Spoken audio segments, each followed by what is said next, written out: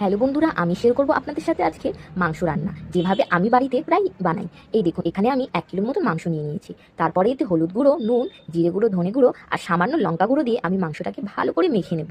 মেখে নেওয়ার পরে কিছুক্ষণ কিন্তু আমি সাইডে রেখে দেবো। এইভাবে বানালে কিন্তু মাংসের ভিতরে নুন মশলাগুলো খুবই ভালোভাবে ঢোকে। তারপরে দেখুন, এখানে আমি কড়াই তেল দিয়ে আলু ভেজে নেব একদম লাল লাল করে। তারপরে এখানে একটা মিক্সিতে আমি কিছুটা মশলা বানিয়ে নেব, যেভাবে দেখতে পাচ্ছেন কাঁচা লঙ্কা, আদা, রসুন, টমেটো এইসব আমি ভালো করে মিক্সি পেস্ট করে নেব।